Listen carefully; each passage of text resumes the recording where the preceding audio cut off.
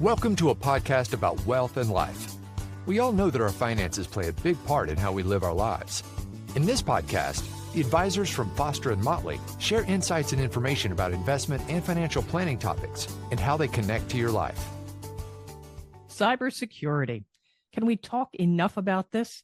Well, unfortunately, no. You can't be too careful with your personal and financial information. Foster and Motley's Joe Patterson has some suggestions I encourage you to seriously consider. I'm Patrice Sikora. Joe, this is a topic that really cannot be stressed enough. Yeah, I feel like a broken record talking about some of these items, but they are potentially so preventative to major disruptions in your life that we don't think we can talk about them enough. So we wanted to revisit this topic because it remains important. We continue to read and hear stories of folks and companies being compromised and having their financial data compromised. So, as we head into the fourth quarter, head into the holidays, this is the last thing you want to deal with, a disruption that causes you time and energy and takes your focus away from the things that are important in life. And I mean, think about it this way too. A little bit of effort at the front end avoids all the problems that can really be long lasting. Yeah, absolutely. Wise words, Patrice, and they can be applied to many things, including keeping yourself safe and protecting your financial data. So there's a few things I want to touch on. This list isn't meant to be exhaustive, but it is important. And as you said, most of these don't require a lot of time and energy. Some require very little time and energy. Some are free. So why not take these steps and avoid these nasty potential outcomes with your financial data? So first, we will talk about it. We've talked about it with our clients. We've talked about it on here more than once. Please freeze your credit. So what does that mean? If you go to buy a car and you need a loan for that car, you said, hey, I'm going to take out a loan. I'm going to go buy a new car. The car dealer, the finance department will run your credit. They will contact one of the major credit bureaus. Typically, it's Equifax, TransUnion, or Experian. There is a fourth credit bureau called Innovis that folks aren't as familiar with. And they will say, hey, is Joe creditworthy based on the information those credit bureaus contain about me and my credit history?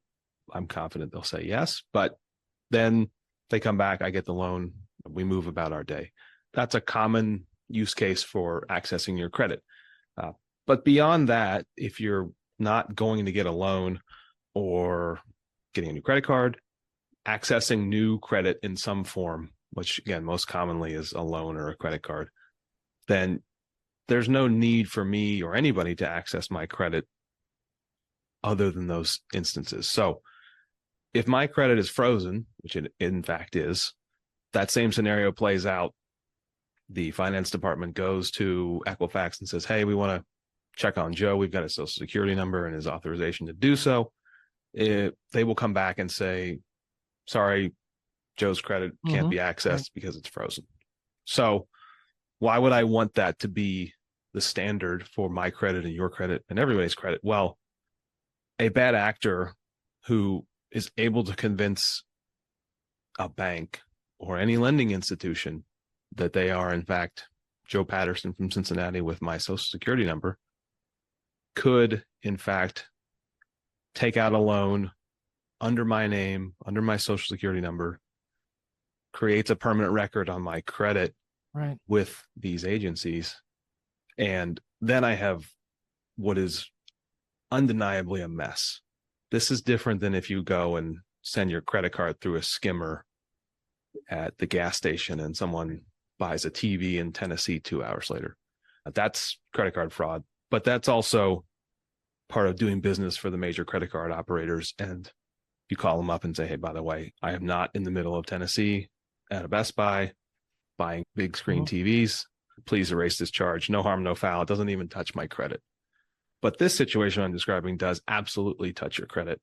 And it is a major hassle from a time and a financial perspective to get fixed. So this credit freeze, which happens to be free, and I know we're going to post a link in the notes to this podcast, you can knock out freezing of all your credit probably in an hour, maybe less, if you're comfortable navigating online access on a computer. And It's the best way to prevent against personal fraud, not credit card fraud, but the fraud we're talking about, which again is much harder to fix. It's much more costly potentially to you. It isn't easy to go and say to TransUnion, hey, fix my credit record. It's not, it's much more complicated than that. So this is, if you did one thing today, I hope you do more than one, but if you did one, I would do this one because it's free, it's quick, and it is very, very effective. And I just want to add too, you freeze your credit and then you go looking for that car. You can easily unfreeze your credit for a limited amount of time so that you can get that loan, and then bingo, freeze it again. Yeah, that's a great point, Patrice. And we call that a credit thaw. And in my example that we're using to buying a car, I will go and ask the finance department, hey, where are you going to run my credit? I'll pop online. I'll thaw it at that agency because they usually just hit one of the major agencies. They don't usually run it at more than one.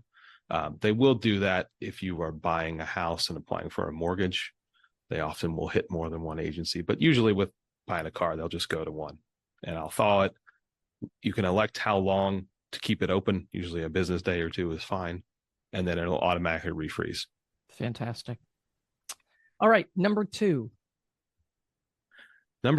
password strength and security. Oh, passwords. Passwords, yes. So the days of let's use the same password for 37 websites, we don't like that.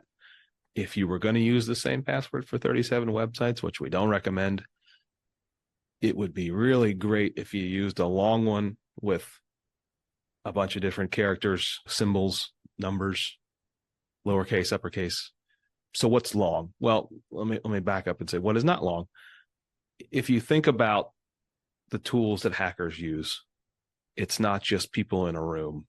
It's people in a room with computers that might take up an entire house. Yes. So they're using what's called brute force computing strength to basically employ machine learning to hack passwords. So if you have, for example, a 6-character password, that could be cracked within seconds, minutes by someone who knows what they're doing.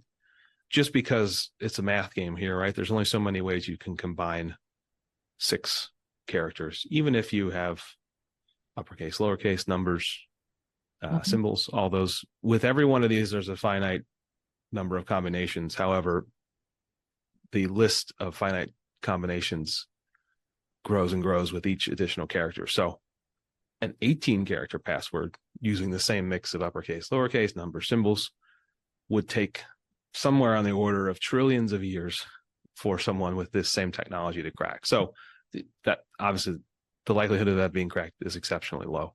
What's the takeaway? The takeaway is longer passwords give you exponentially better results, meaning no one's going to figure out a way using computer technology to guess your password.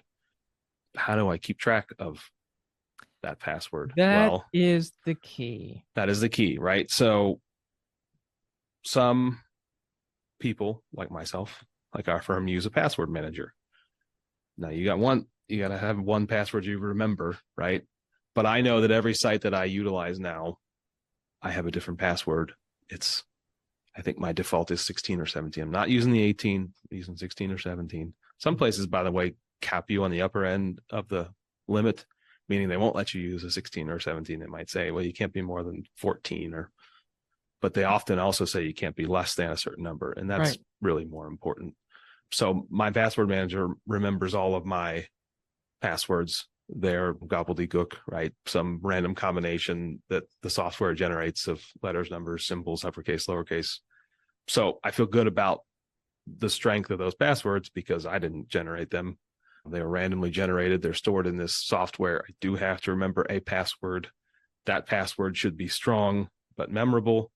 So that allows you to get in the good practice of having really excellent passwords for sites, particularly sites that allow you to transact financial money movements. We use Schwab as our custodian. So myself and our clients have a Schwab access. Well, you can move money in Schwab, your bank account, where you link your checking and your savings.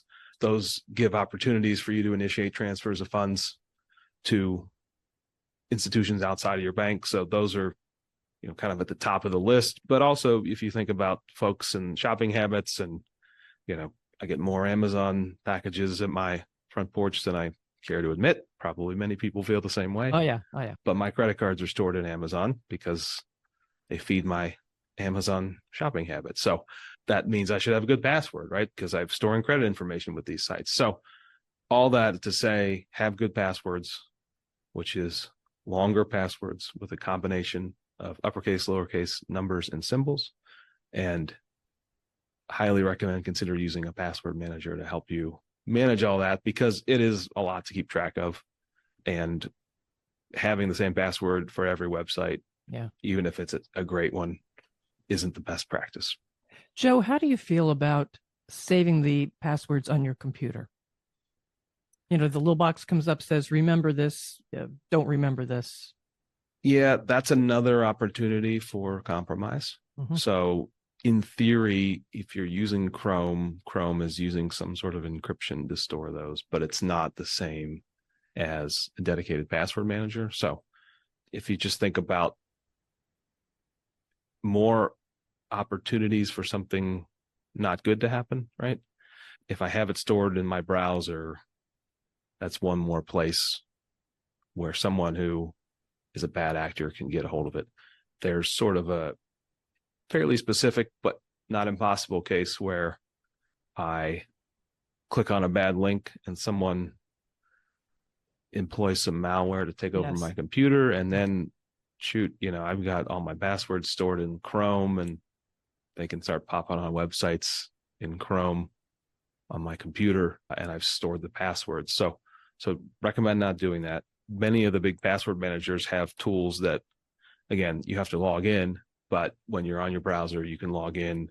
And then when you pop onto a new site that requires login credentials, the password manager will fill those at your direction on the login page. So that works well and functions in a similar way. It's just more secure because it's not storing in your browser.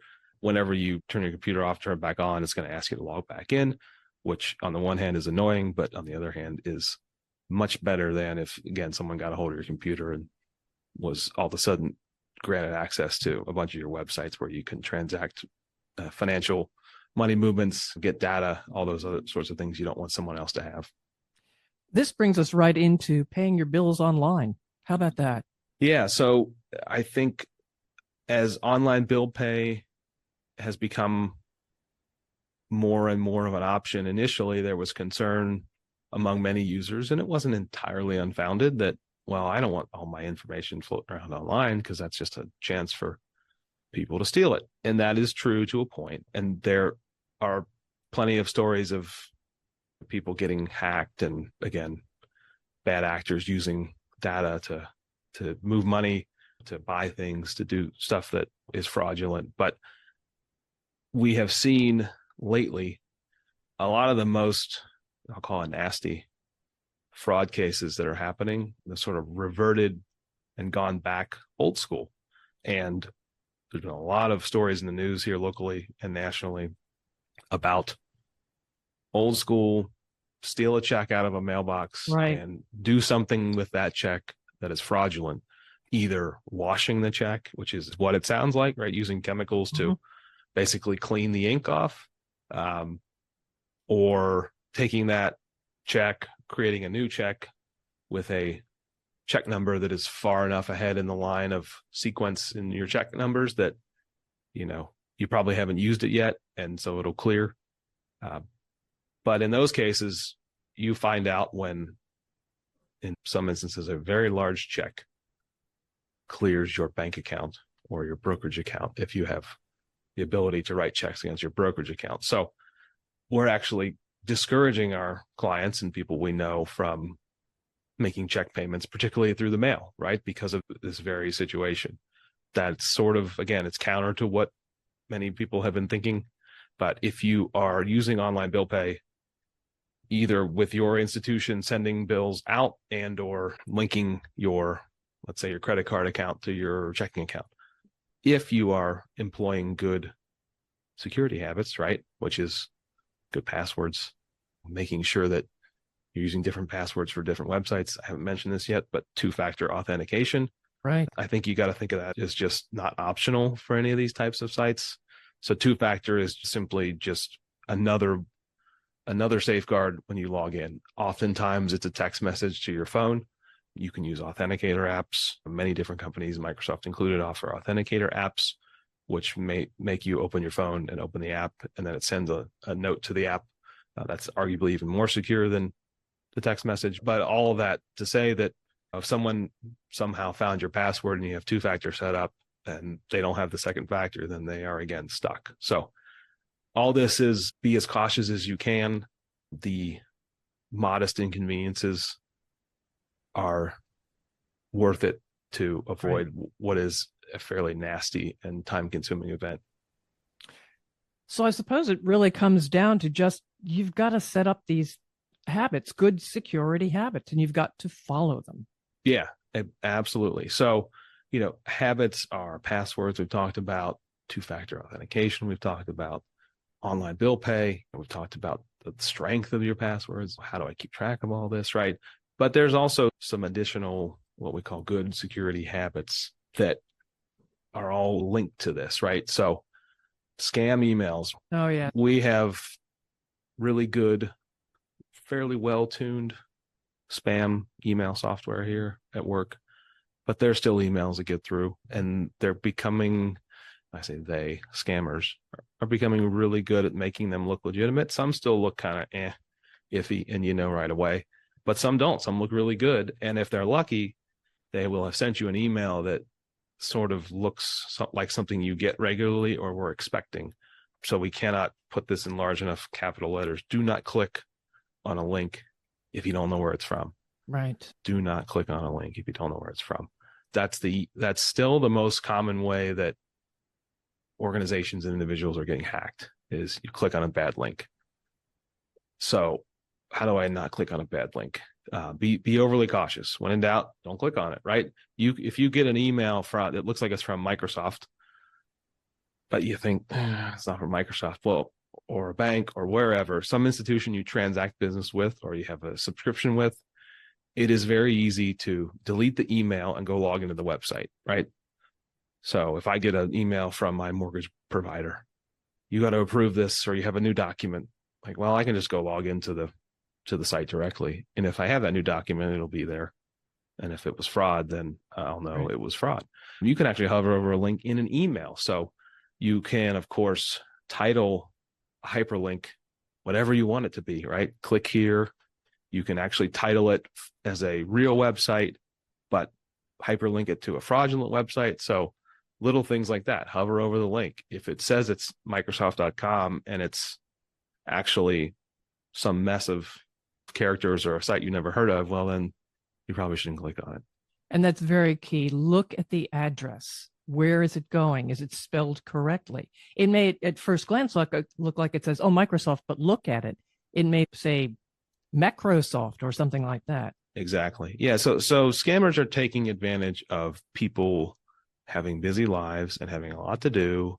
I know when I get off this call, I probably got 10 emails waiting for me. So if they can slip in there and email 8 of 10 is a scam email that looks decent, they're hoping I'm going to click on it thoughtlessly, right? So it's hard to slow down, but this is a really good reason to slow down when it comes to your personal data. The other thing I should mention, because this is also unfortunately still a problem, is there's a lot of phone scams that still go on, and they go on because they work enough times that it's still profitable for scammers to do it. So if someone calls you on the phone and says you owe money, it's almost assuredly a scam, right? So again, we're talking about the element of you're busy, you're not thinking about something. If you get a call from somebody who sounds like they are legitimate and you kind of, there's this element of surprise to it, right? You're not expecting it, but you don't want there to be a problem. So if you owe money somewhere, then I guess I got to pay it, right? One example is Social Security will never call you, right? But scammers still call pretending to be Social Security and asking for sensitive data from people. And unfortunately, in that case, they're picking on senior citizens because they know they're good targets for scams. So Social Security, they'll send a letter. Most businesses, banks, agencies, they'll send a letter if there's an issue that you need to address, because that's how they do business. They don't call you on the phone. So it's not online, but it is relevant. And particularly when we're thinking about, our loved ones and our older loved ones, they're the ones who are most likely to be targeted for these scams. And any way we can help protect them, we should do so. One thing I've noticed with the phone scams, and I have gotten a few calls in the past and whatever, but they're rude. They're very rude and they're pushy. And if it were a legitimate call, you would expect the individual to be more polite. Yeah. And they're rude and pushy on purpose. Yes. Because it throws you off. And so when you're thrown off, that they're, I don't want to get too deep here, but they're instigating a fight or flight response. And it's like, I better deal with this. I can't have this problem be outstanding. I'm a good, upstanding person. I might keep my finances in order. And if there's a problem, I want to fix it. So they're relying on all these psychological tricks to hopefully bait somebody into sending them some money or some information somewhere that they can, of course, do something fraudulent with. So all of this comes back to habits. And as you mentioned at the top of the call, Patrice, many of these habits don't take a lot of time on the front end, but they do prevent a lot of aggravation, right, in the form of time and money potentially on the back end. So like I said, if you only do one, freeze your credit, but we'd love to see you tick off those 4. Freeze your credit, focus on your password strength, which includes 2-factor authentication, pay your bills online if possible. Oh, I did want to mention one thing. You don't have to store credit card information on your websites. I'm self-indicting here because, like I said, I store mine at Amazon. But you don't have to do that, right? If you are concerned, because it's in the news a lot, that your credit card information is going to get hacked, because these major institutions somewhat regularly seem to get hacked, you don't have to store it online, at least on shopping sites. Now, if you are doing online bill pay, like Verizon or T-Mobile, they'll want you to store your information online. But for the most part, if it's, Amazon's a good example, REI, if I'm going to go buy something on REI's website, I can, but I don't have to store my credit card data there. So that's another kind of extra level of security. If you're very concerned about the online bill paying, enter your credit card each time and say, no, thanks, I don't want you to store the information online. And then the final piece is, it's kind of summarizes all this, but practice those good habits. Check the links in the emails. Be suspicious of phone calls that don't sound right. If they don't sound right, they probably aren't right. And to your point, if you get somebody who's aggressively asking you for information, hang it up, and they'll probably move on their way and move on to the next number on the list. Yeah. Joe, lots and lots of good stuff here. How can listeners reach you if they've got questions? Yeah, sure. You can find us anytime online, www.fosterandmotley, Foster, ANDMOTLEY.com. You can also call us directly here, 1-800-532-2962. Make sure you follow or subscribe this podcast, Foster and Motley's podcast about wealth and life, for more timely insights into life's financial questions too. And share it with others. Thanks for being with us. Thank you for listening to Foster and Motley, a podcast about wealth and life. Click the subscribe button below to be notified when new episodes become available. The information discussed and posted represents the views and opinions of the guest and does not necessarily represent the views or opinions of Foster and Motley. The content has been made available for informational and educational purposes only. The content is not intended to be a substitute for professional financial advice. Keep in mind that rules and regulations are subject to change. Always seek the advice of your financial advisor or other qualified financial service provider with any questions regarding your financial planning and investments. Foster & Motley is not affiliated with any third-party providers. Any mention of a third-party provider does not imply an endorsement of that provider. If you decide to utilize a third-party provider, you do so at your own risk.